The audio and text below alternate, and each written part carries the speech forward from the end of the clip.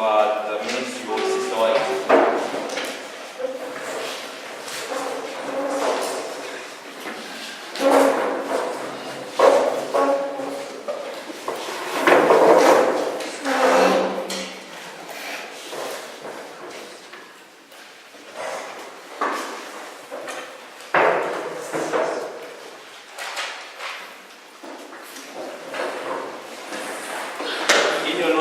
On page 27,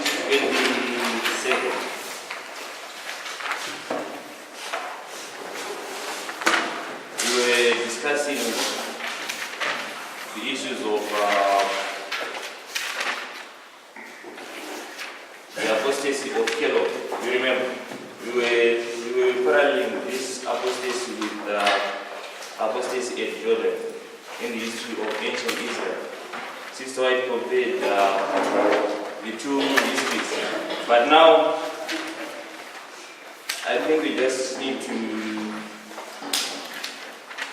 highlight some of the things that are happening in the portion of history of Elm Haven from 1901 to 1915.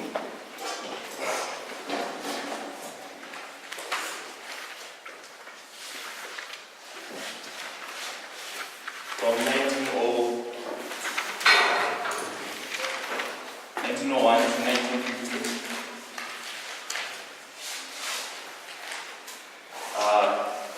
Some historians, they divide it into two. We have the early and the late.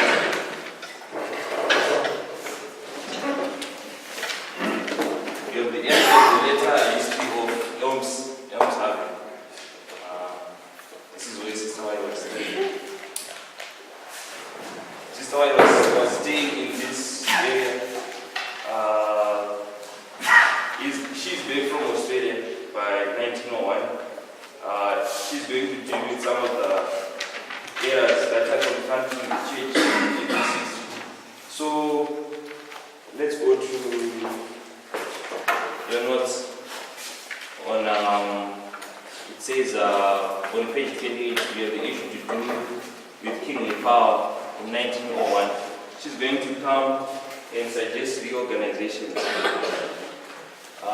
at the General Conference in 1901. But she also addresses what is called the Holy Flesh movement, which was happening in Indiana.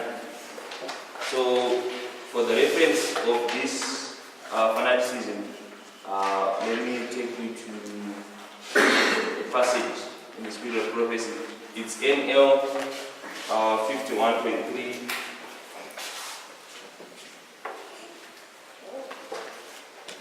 It says, men and women supposed to be guided by the Holy Spirit held meetings in a state of nudity.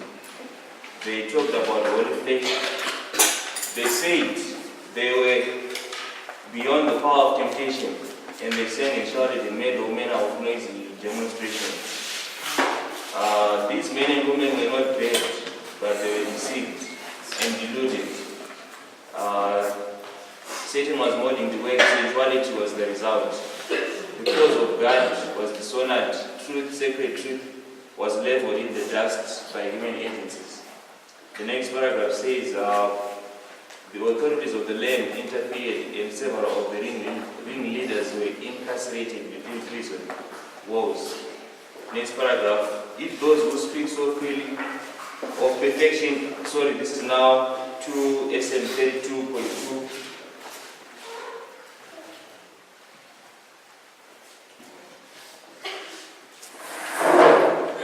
Concerning the same issue, it says, if those who speak so freely of perfection in the flesh could see things in the light, in the true light, they would recoil with water from their presumptuous ideas.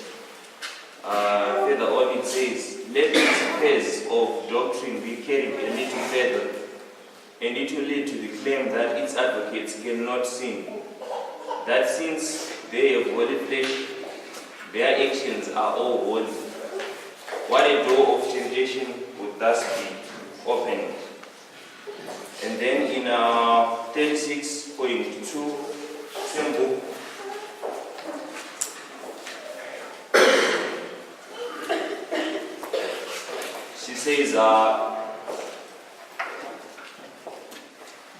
the things he have described as taking place in Indiana, the Lord has shown me will take place just before the close of probation. Every uncouth thing will be demonstrated. There will be shouting with drums, music, and dancing. Then there's 5 by 123 for more information on this.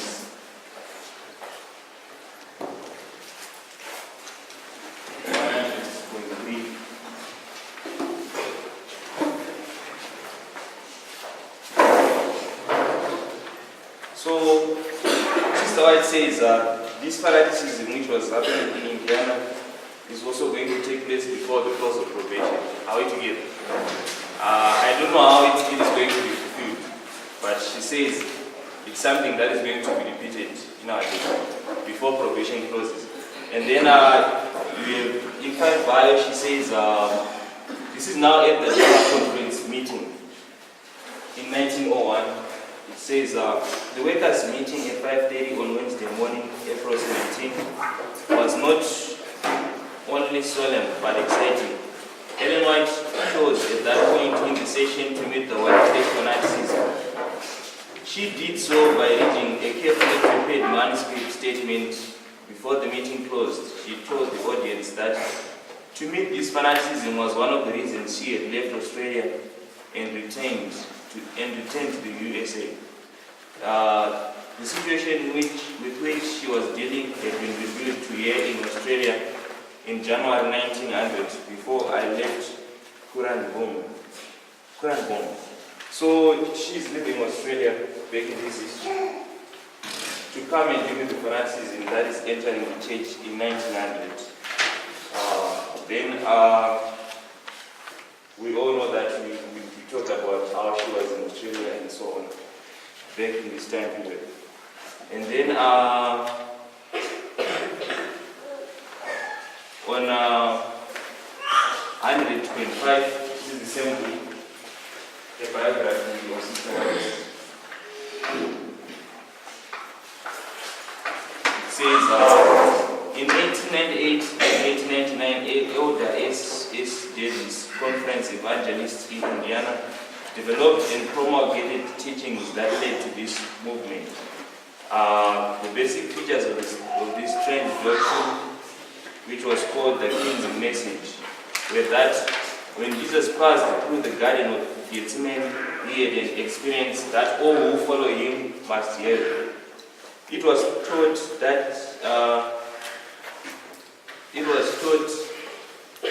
that Jesus had holy flesh, and that those who followed him through his garden experience would likewise have holy flesh.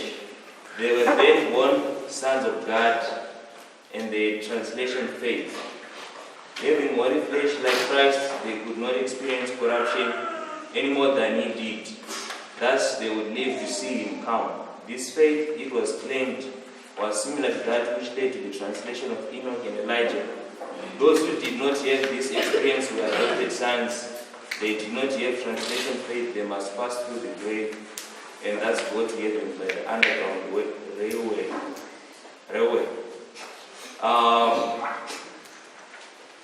I don't know how to explain how this was being understood, but they were saying that in order to have body flesh, you were supposed to go through what was called the Garden of Gethsemane experience. What they were saying is if you don't have this so-called experience of the Garden of Gethsemane, you are not going to have this body flesh. And then how you got it is explained in the next paragraph. It's 101:1. It says, attempting to gain this garden experience that would give them holy flesh, the people gathered in meetings in which they were lone prayers, strange, loud instrumental music, and extended hysterical preaching. They were left to see an experience of physical demonstration. Bass drums and the tambourines aided in this. It was expected that one, possibly more of their number, would fall prostrate to the floor. He would then be carried to the platform, where a dozen or more people would gather around and shout glory to God, while others prayed or sang. When this person regained consciousness, it was declared that he had passed through the guiding experience, he had holy flesh, he had translation faith. So what this is saying is, while they're gathering for fellowship, if someone falls after receiving maybe some outpouring of the Spirit, then when that person rises up, then he would have gone through what is called the Garden of Gethsemane experience. And then after that, he is translation and holy flesh.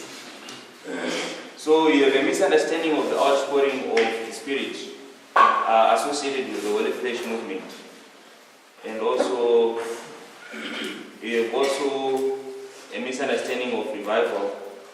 And then, so this concept connects to the erroneous idea that the Holy Spirit suddenly comes upon men and then accomplishes instant sanctification, as Adventists generally believe. This is just a commentary. You see that after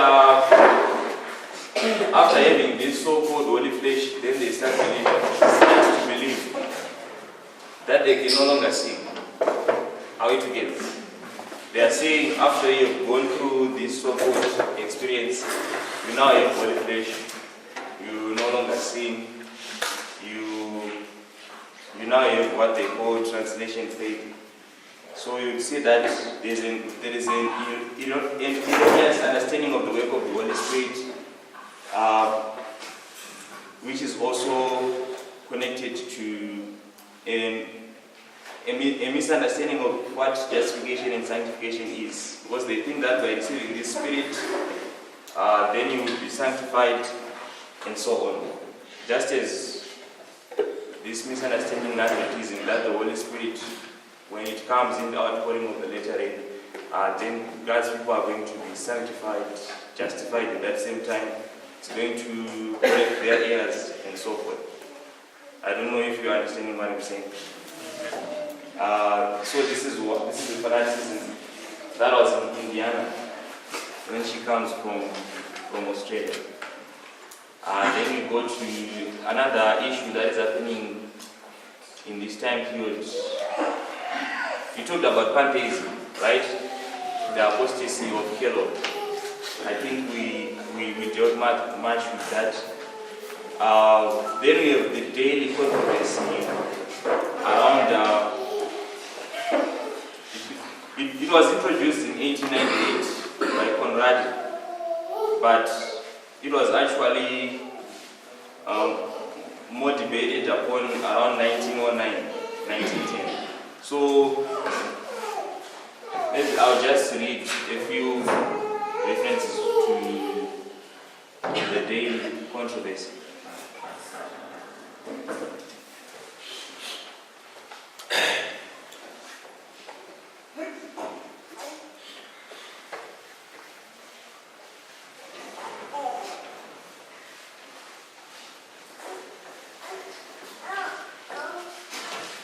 Let's read selected, this is 20 MR at page 17.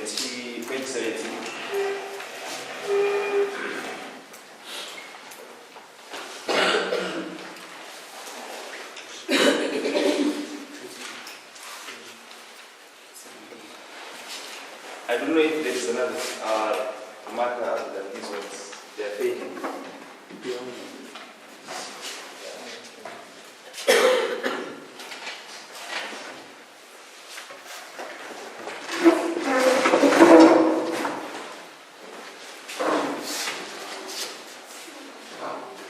I don't know if you can see this.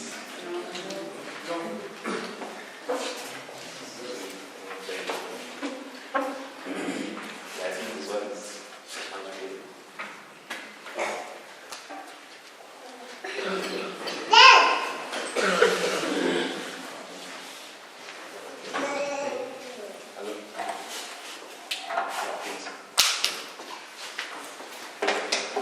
So I think we are going to give an understanding of some of the events in our time period that are going to be explained from the history we have been going through our studies.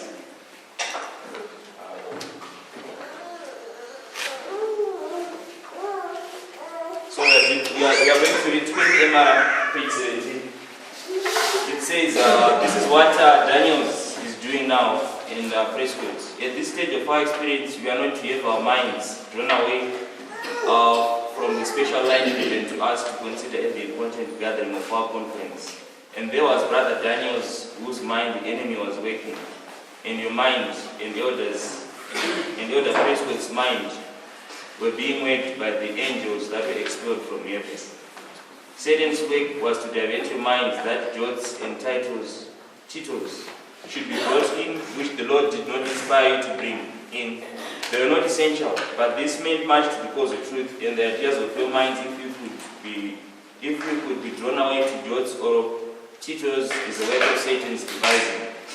To correctly do things in the books written, you suppose we'd be doing a great work, but I'm charged silence is eloquence. What Daniels and Prescott are doing in this history, they are now going into books by, for example, Sister White, Uriah Smith, and correcting some of the things. They are rewriting, taking out some of the former pioneer understandings. Right now, it's to do with the daily. And then if you jump and go to,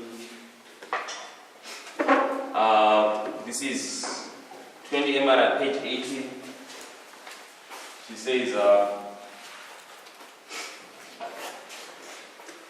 and I was shown from the face that the Lord had given neither Daniel's nor Prescott the burden of this work. Should Satan's wiles be brought in, should this daily be such a great measure, as to be brought in to confuse minds and hinder the advancement of the work at this important period of the time, it should not, whatever may be. Then the next paragraph, if you read the whole reference, Sister White is actually saying Prescott and Daniels are not being led by the Lord. They are being led by angels expelled from heaven. Right? And she's actually saying that their view of the daily is in opposition to the pioneer view. That is what she is saying if you read the whole reference. But I will just mention one thing, which is in 20 MR 19.4. It's quite a lengthy reference, you may find time for it, but this is what she says. Where was your respect for the men of the age? She's asking Prescott, and then she says, what authority could you exercise without taking all the responsible men to weigh the matter? But let us now investigate the matter. We must now reconsider whether it is the Lord's judgment in the face of the work that is being neglected, of showing your zeal to carry the work even another year. If you should carry the work another year with the yoke that shall unite you, there should be a change to take place in you and Elder Prescott. And humble your own hearts before God. The Lord will have to see in you a showing of a different experience. For if ever men needed to be reconverted at this present time, it is Elder Daniels and Elder Prescott. So she's saying, this is around 1909 or 1910, if I'm not wrong. But she's saying, Daniels and Prescott, they need to be reconverted. They have lost their way. But they are now editing books, and they are now into the controversy over the day. And Sister White says, why were you not seeking counsel from the president of experience, referring to Askia and some other pioneers? But the daily, if we try to put it into a present truth controversy, let's, just a moment, let's read this. So, this new view of the daily, which was really an old view of the Protestants, presented the daily as a godly power. Christ sanctuary ministry in heaven. What's the correct view, by the way? The daily is paganism. What kind of a power is paganism? It's a satanic power. But these are now saying it's a godly power. Christ sanctuary ministry in heaven. But the spirit of prophecy endorses the pioneer view, which identifies the daily as a satanic power, paganism. In the taking away of the daily, the pioneers understood correctly that it was marking the removal of pagans' Rome, opposition to the rise of the papacy. It was associated with pagan Rome, meaning the daily. So the correct view is that paganism is the daily, the power which is restraining the papacy from coming up to the throne of the earth. That's 2 Thessalonians, right? Chapter 2. And then, which power places the papacy on the throne of the earth? That's pagan Rome, right? It is the day. So, which power places the papacy on the throne of the earth in our time? United States. The United States. So, if there was a controversy over the power that places the papacy on the throne of the earth in the Alpha Apostate, is there going to be such a controversy in the Omega? Yes. In Daniel 11, I believe, verse 41, the glorious land is what? Is the United States. But we have a controversy in Adventism over the power that is the glorious land in verse 41 of Daniel 11. But you see that concerning the glorious land, whether it is a godly power or a satanic power, it has been typified by the argument of the day. But now we see a controversy over the United States confronting this movement in connection with the new light from Daniel 11. Is the United States the king of the south in Daniel 11, 10 through 15, or is it the king of the north? That's the present truth form of the controversy. Thank you.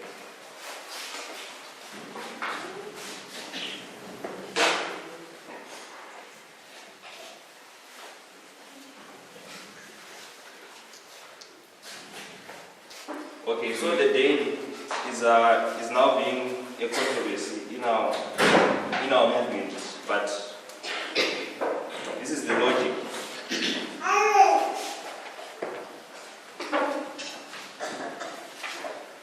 The day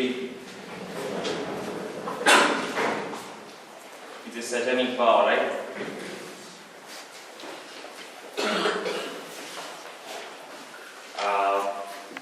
This is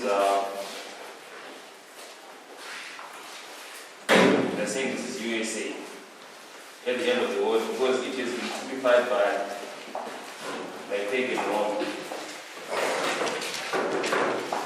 Pagan Rome plays the papacy on the throne of the earth. USA is going to do the same for a long time. But we have two life from Daniel 11 in our time, right? Which is saying from Daniel 11, 10 through 15, who is the king of the north? Or who is the king of the south?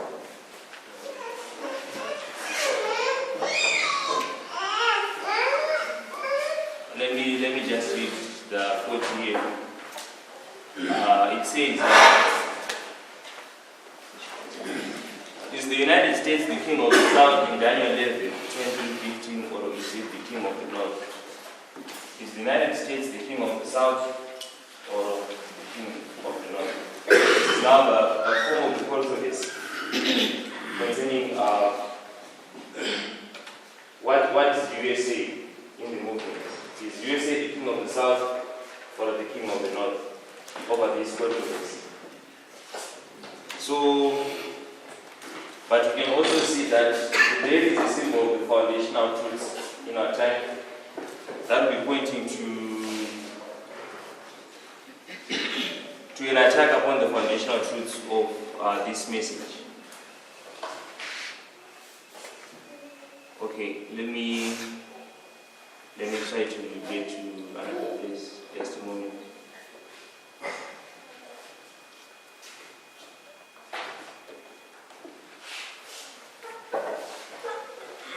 All right.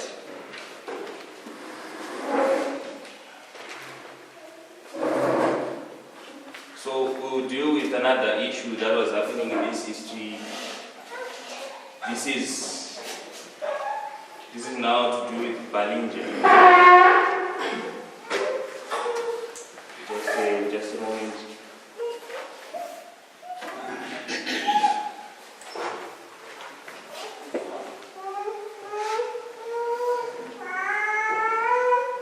We'll go to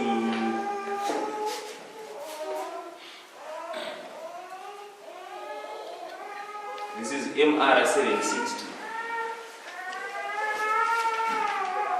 I'll give you a summary of everything. Yeah, we are dealing with it. This is MR 760, page 4.4. Or 4.4.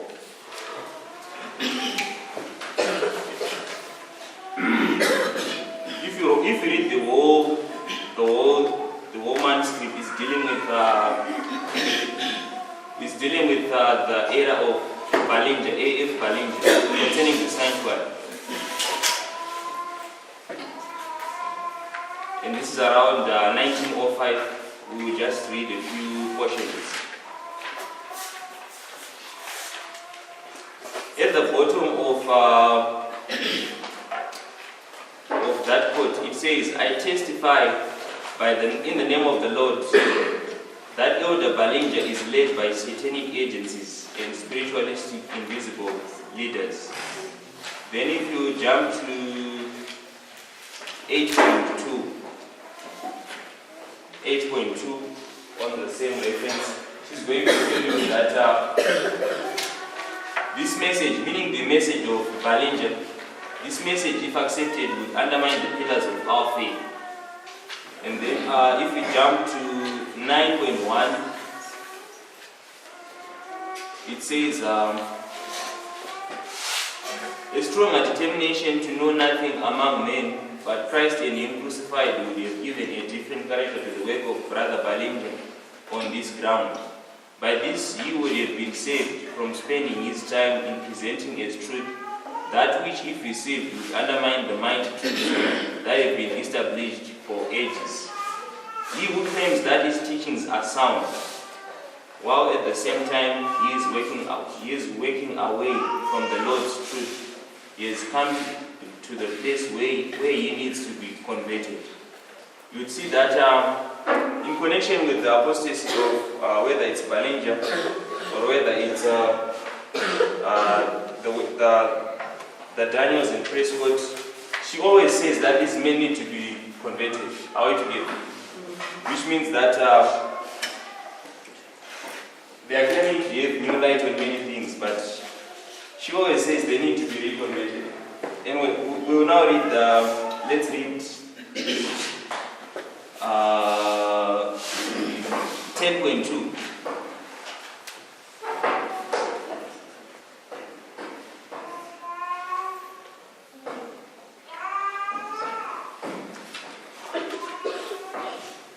Anyway, let's jump.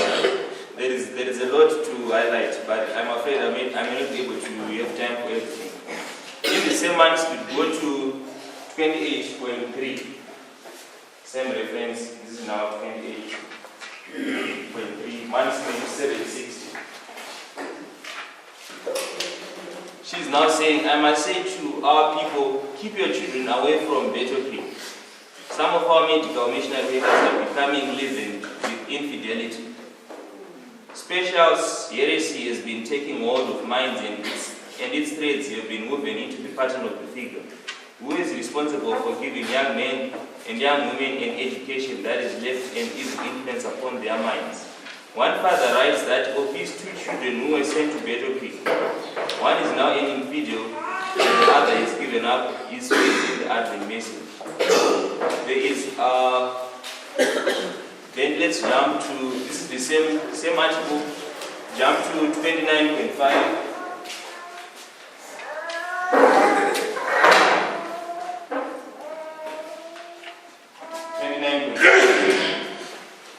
29.5 says, a long continued resistance of truth will harden the most impressionable heart. Those who reject the spirit of truth place themselves under the control of a spirit that is opposed to the word and work of God. For a time they may continue to teach some phases of truth, but their refusal to accept all the light God sends will after a time place them where they will do the work of a false watchman. So she's saying, in context to Ballinger and his views on the sanctuary, she's saying they may say that they may have some phases of truth and they may continue to teach them, but eventually they will do the work of false watchmen. Then the era, this is the era of Ballinger. This is 5 Bio 407.2. 5 Bio 407.2. This is the era. It says there was another feature of the meeting which was really said to me. Brother Ballinger is brought into a condition of mind which would seem to me to unfit him entirely to preach the message. He has been studying the subject of the sanctuary a good deal lately, and he comes to the conclusion that the atonement was made when Christ was crucified, and that when he ascended, he went immediately into the most holy place, and that his ministry has been carried on there ever since. So, what was the era of A.F. Ballinger? He believed that when Christ went to heaven in AD 31, he went directly into the most holy place. He didn't go to the holy place. He went to the most holy place. That's what Ballinger began to believe. In other words, there is no need for 1844. How it gave the transition from the holy place to the most holy place. He is now believing that he went straight into the work into the most holy place. So he is attacking the foundational message of Adventism. And then now let me try to get to where I have some of the notes. Okay. So Ballinger is attacking the sanctuary. This is around 1905 in this history.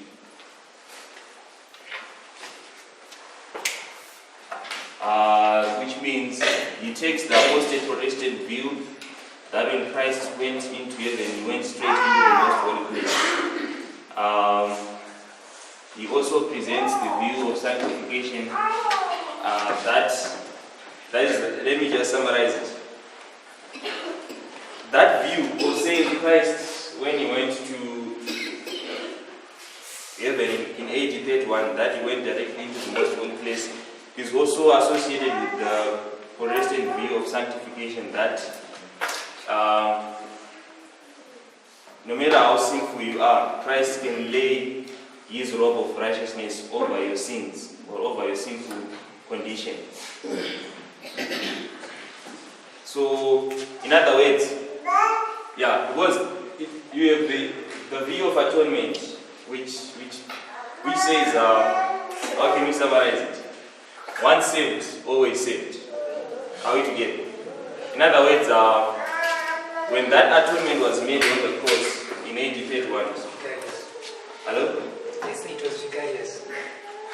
Can you speak again? I'm saying they say it was a vicarious sacrifice. It was a what? A vicarious sacrifice. What my brother is saying is that atonement made salvation available to everyone. No matter how you continue on after you receive the atonement. It actually, I don't know how to summarize it, but it's basically an understanding that no matter how sinful you are,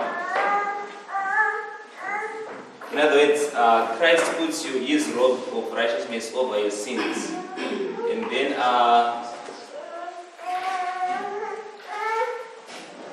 And then it says, anyway, let me just continue on. I'll leave it there. But you see that it's an erroneous view of atonement and the work that is being done in the sanctuary. It's associated with those two views. And then we have 80 Jones. Let me just deal with 80 Jones in a while. What is also happening with Elder Jones? Go to 5 Bio 416.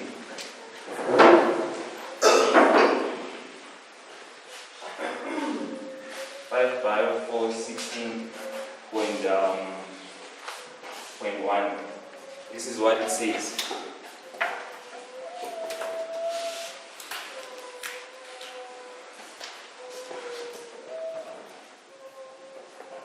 If you go to that's the plus. It says Jones took a prominent place at the 1901 session of the General Conference and urged that in the reorganization of the General Conference there be no kings.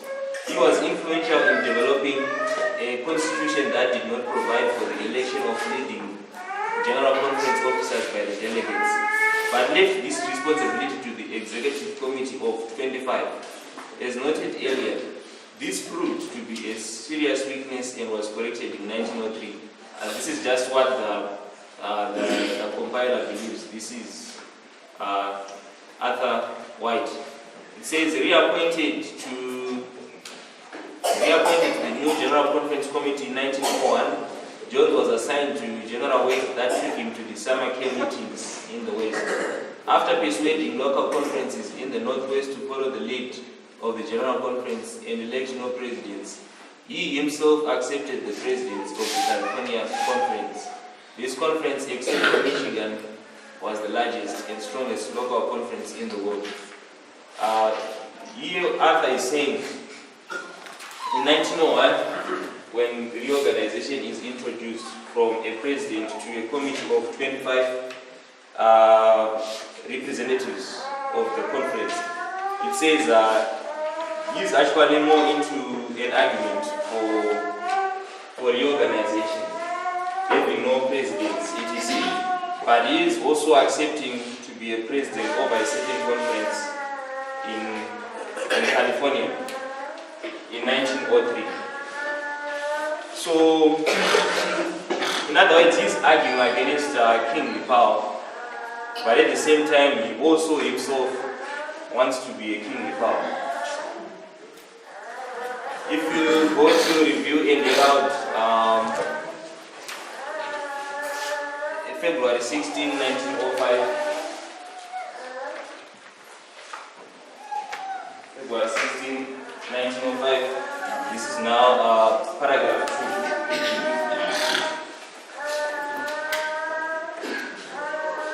This is Sister White. Now is our time to face to the front in Washington. A decided testimony must be borne to the people in the national capital, and this work must not rest upon a few. Paragraph 3. The most important work is to be done in Washington, and I inquire whether you do not need the help of those who in years past have stood prominently for religious liberty. I don't know if you are getting this quotation, but in paragraph 3, Sister White is saying, there are those who in the past have stood prominently for religious liberty. Right? Who is that? Jones, right? Then in paragraph 4 she says, as we work with all our might, our trust must be in God. Sooner or later, Sunday laws will be passed, but there is much for God's servants to do to warn the people. This work has been greatly retarded by their having to wait and stand against the devices of Satan, which has been striving to find a place in our work. We are yet behind. Sister White is actually calling for 80 Jones around 1905.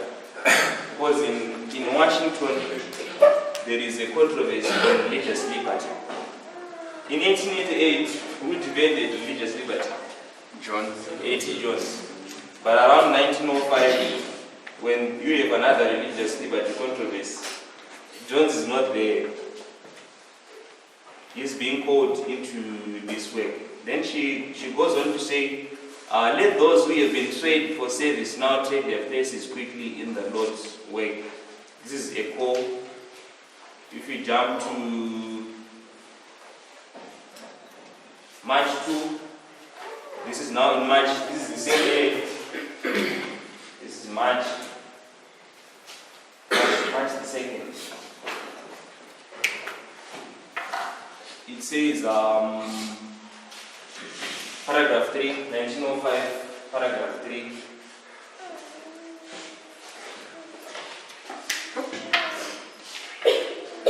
The Lord calls for action. The Sabbath question is being agitated in Washington.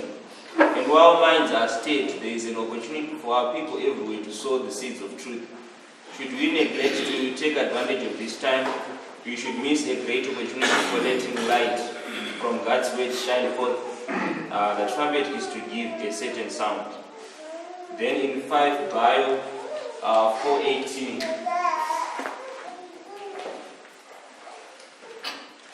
418.3, it says, can it not be arranged for Elder A.T. Jones to work with you for a time in Washington and for someone to take his place in Battle Creek? Elder Jones can help you. It may do him a world of good to have a part in this work now. In other words, Sister White is saying, A.T. Jones is supposed to be taken from Battle Creek and go and help the work in Washington. And this would do him a world of good. Because what is happening is, if he continues to be in Battle Creek, he's going to be under the influence of Kellogg. Are we together? Okay. So, but what he does, he just goes to this conference in Washington and only spends if not a few months. Then he comes back to Battle. Sister White was actually trying to separate Jones from interacting with Kellogg, but to no avail. This is around 1905. So, anyway, we'll continue on. These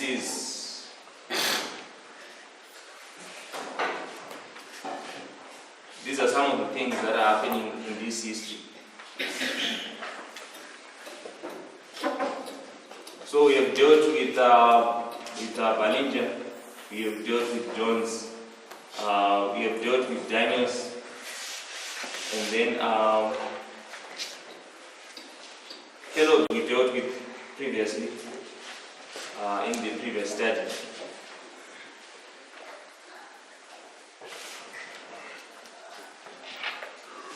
I'm just checking to see if there is another individual in the review.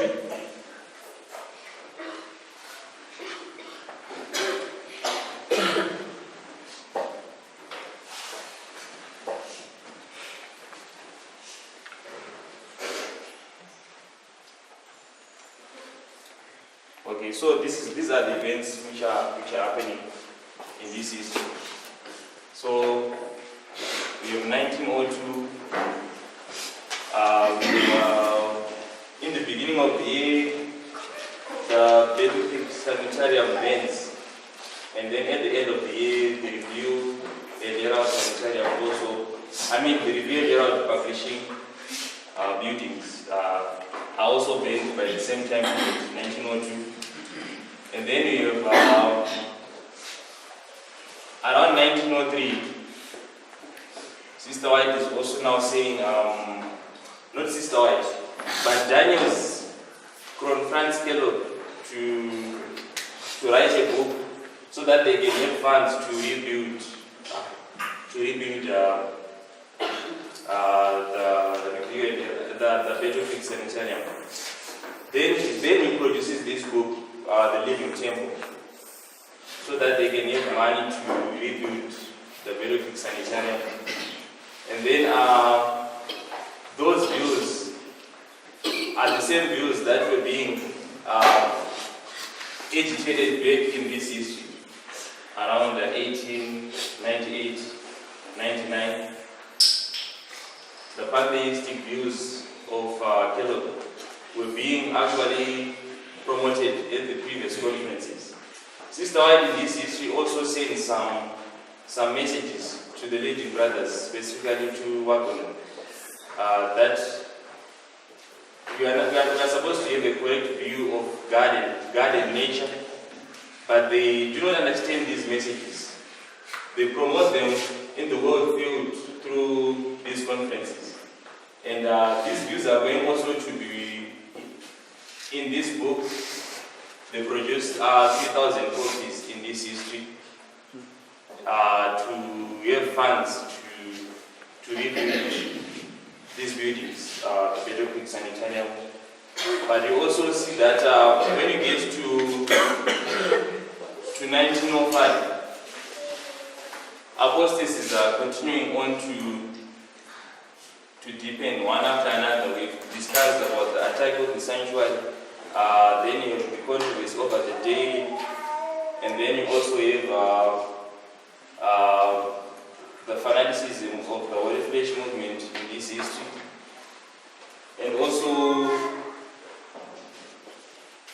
in 1909, she's going to attend the last General Conference session. She's going to attend the last BC session. And then 1915, she's going to die. 1915. So let's read, I think, from your notes, the last quotation from your notes. The last quotation, it says, this is a review and around December 16. December 16, 1890. It says this: if you indulge stubbornness of heart, and through pride and self-righteousness do not confess your faults, you will be left subject to Satan's temptations. If when the Lord reveals your errors, you do not repent or make confession, His providence will bring you over the ground again and again. You will be left to make mistakes of a similar character. You will continue to lack wisdom, and will call sin righteousness and righteousness sin. The multitude of deceptions that will prevail in these last days will encircle you, and you will change leaders and not know that you have done so. So, this is a prophecy she is giving. In this, that was 1890.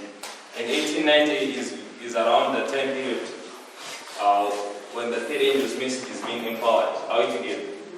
And then she is saying, if you do not correct your errors, the Lord is going to bring you over the same test again and again, right?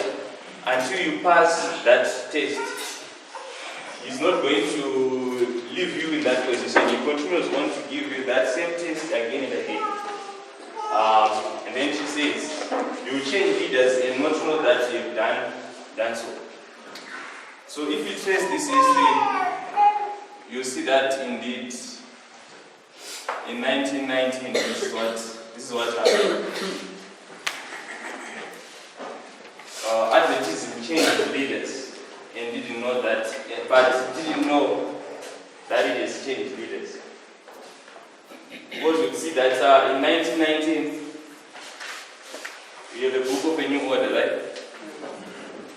Which Book of a New Order?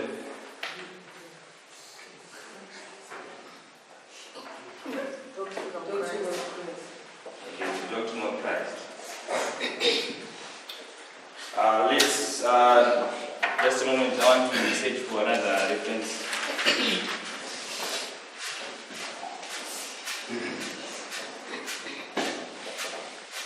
Go to Testimonies, volume 5, page 77. 5T, page 77. Paragraph 1. 5T 77, this is what it says. the patience of God is an object, but we are defeating it. He is allowing a state of things to come that you would fain see contracted by and by. But it will be too late. God commanded Elijah to anoint the cruel and deceitful Hazael king over Syria, that he might be a scourge to idolatrous Israel. Who knows whether God will not give you up to the deceptions you love? Who knows but that the preachers who are faithful, firm, and true may be the last who shall offer the gospel of peace to our unfaithful churches. It may be that the destroyers are already training under the hand of Satan, and only wait the departure of a few more standard bearers to take their places. And with the voice of the false prophet, cry, peace, peace, when the Lord has not spoken peace. You can see in this history that the destroyers are already trained in this history. And under the hand of Satan are only waiting the departure of a few more standard bearers. Because by 1919 you no longer have those standard bearers. And then it goes on to say, if we jump to the next reference, let me continue on. And with the voice of the false prophet cried, peace, peace, when the Lord has not spoken peace. I seldom weep, but now I find my eyes blinded with tears. They are falling upon my paper as I write. It may be that ere long all prophesyings among us will be at an end. And the voice which has stirred the people may no longer disturb their carnal slumbers. The voice which is stirring the people is the voice of Sister White. This is. And then, but after a death, 1915, it may be all prophesying among us is at an end. In other words, she's saying there will be no more prophecy. There will be no more prophecy in this history. Or we can say there is no more a prophetic message. Are we together?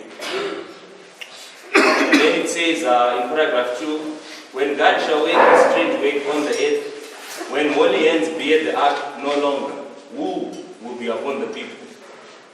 Or that thou hast known, even thou in this day, the things that belong unto thy peace. So, holy hands are no longer bearing the ark. In any after Sister White's death, right? The destroyers who were already training in this history now have an opportunity to do the work of a false prophet, right? Basically, you see that after 1919, all the prophetic message is out of Adventism. Because you see Daniel's, he's taking away all the prophets out of the church.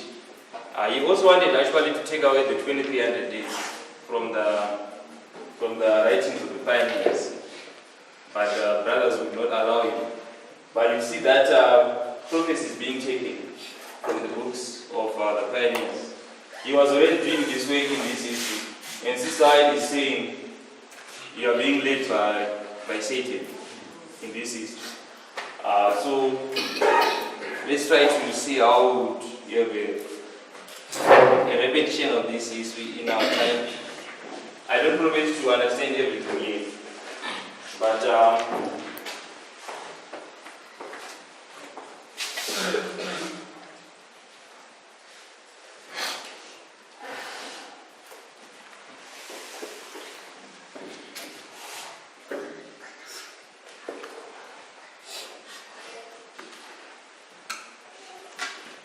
so what's let me start with the easy one. What would be 1919 in our time?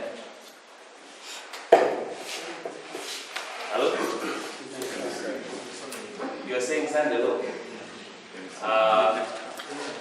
MC, who said MC? No one. Why are you saying MC?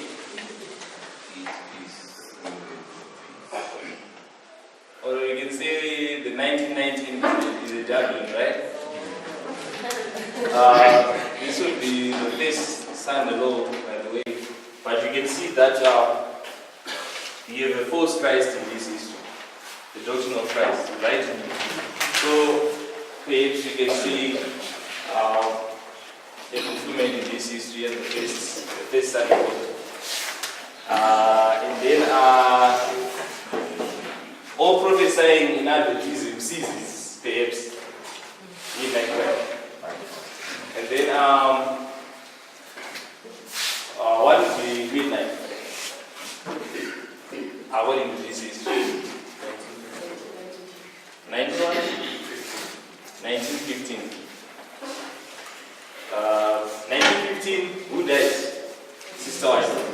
So, at midnight, what do we hear? A darkness, right? We have darkness in this history.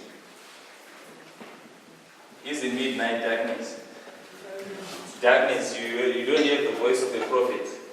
In 1915, she's dead. And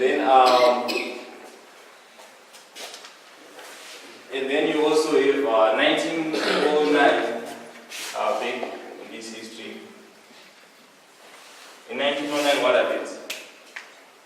She attends the last general conference. In other words, from that time period, whatever conferences we are going to do from this history, she's going to be absent, right? So that's another type of the prophet. The prophet is no longer giving a message by 1909. So maybe we quit. Let me say it here. Hello? Do you hear the prediction there? That came out? In 1909. I don't know yet. I'm still studying this history. But you will see that in 1990, 1991, 1902, this is their last ministry, almost having 1901 to 1915. Yeah. So this is the history of Sister White, the last portion of her history in Elm Serving. So these apostasies, you have an attack upon the sanctuary. That would mean something in our time. We should be. What's the truth connected with the sanctuary in this message? The judgment of the living in what?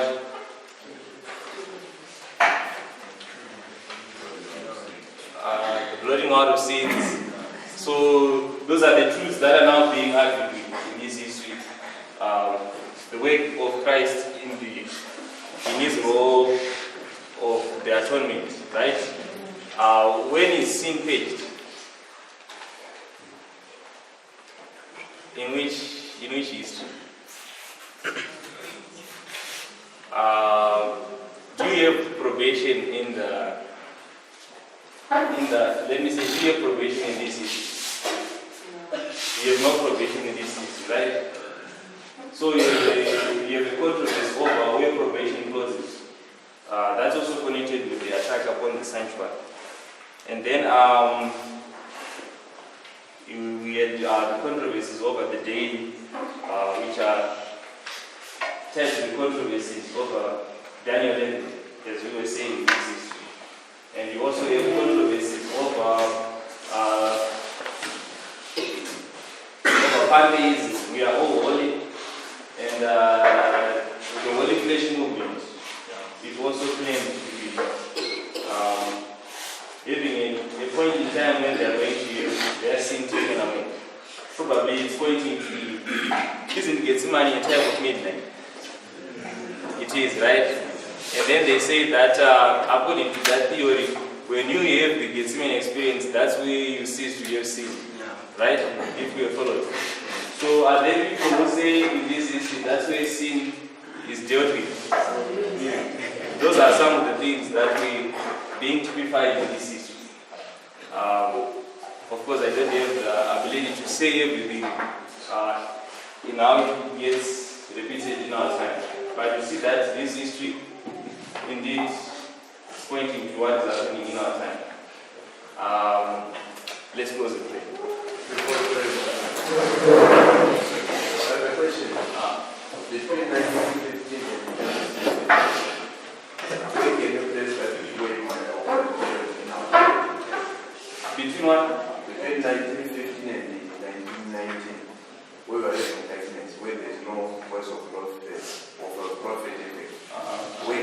place that you hear of? Between 1950 and what? And 1990. You know, what time? Midnight. Right. 4 years. 4 years. So you have the number 4 in this history of the binding of, right? We understand this. And you also have in the external world what is happening in 1990. World War. What? There is the World War. Yes, World War coming to an end. Coming to an end. Yes. And there is also what in League of what? League of Nations, which is pointing to what time? The rise of the United Nations.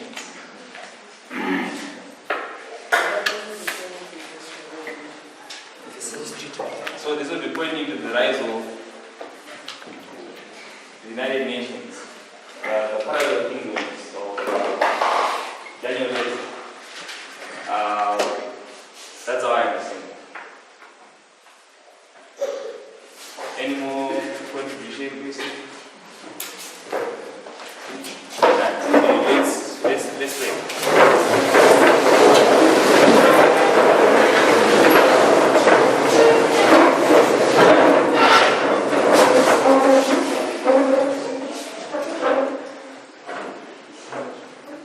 Our Father in heaven, thank you for this morning. We have been able to go through the history, the last phase of the ministry of Sister White. Of course, we are just scratching the surface. We pray that may you help us to see and apply these things to our time. We have many things to learn from history and also from the Bible. But we pray above all things, may you help us understand what these are pointing to at the end of the world.